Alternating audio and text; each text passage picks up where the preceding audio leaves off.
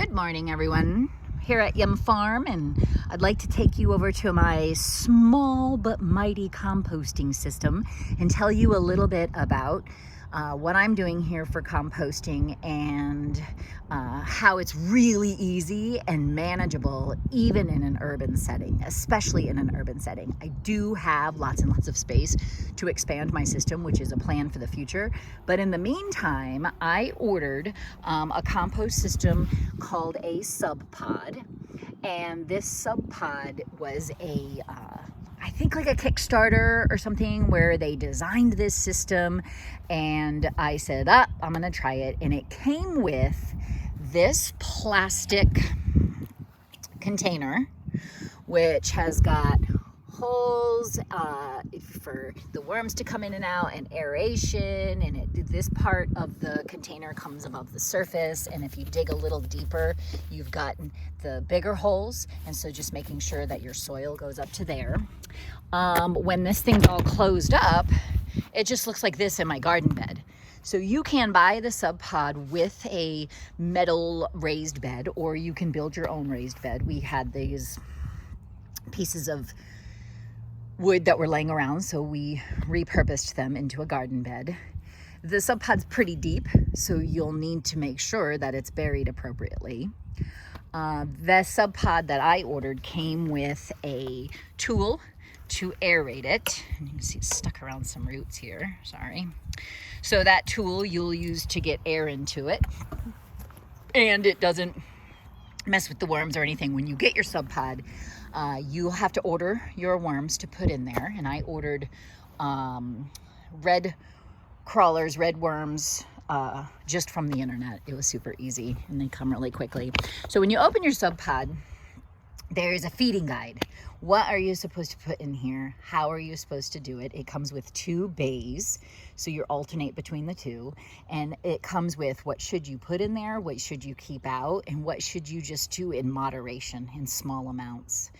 So the beautiful thing about composting that I love is it allows me to do a little bit of experimenting. So you guys that know me know that I really do not enjoy cooking or preparing food, and it's because I often fail. So the other day I decided to make a loaf of bread, and it was a complete failure.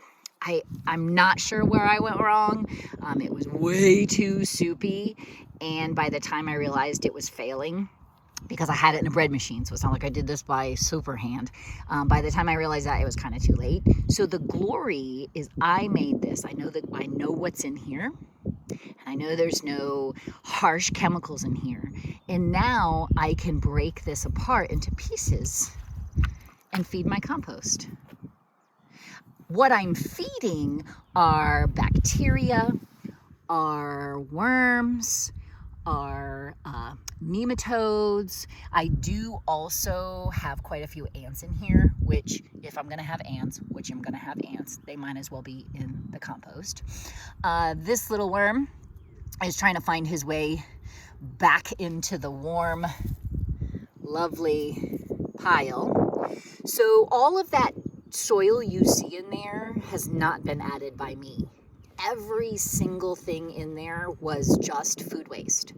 So you can see I've got some eggshells, I've got a banana peel, tissues if they're not too dirty, toilet paper roll. Break this apart. That's a great way to get what we call dry carbon.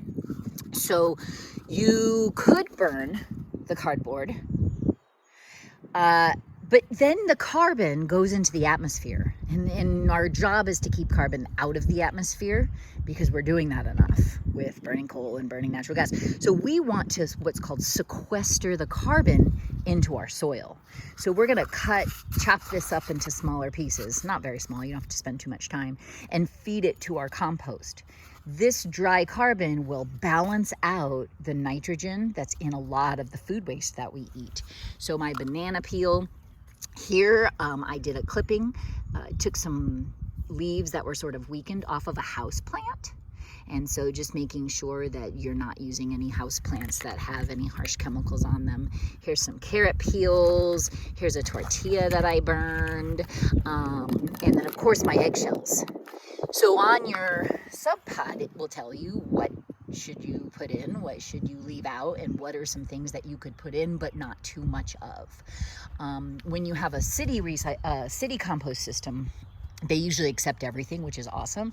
But I don't have a city compost system, and guess who gets to keep this beautiful gold that's made? Me.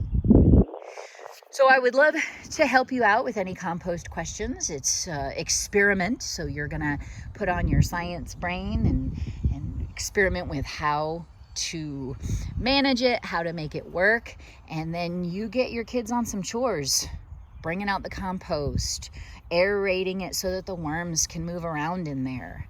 Let me know if you have any questions, and the link to my website is in the bio or in the information below. Talk to you soon. Bye.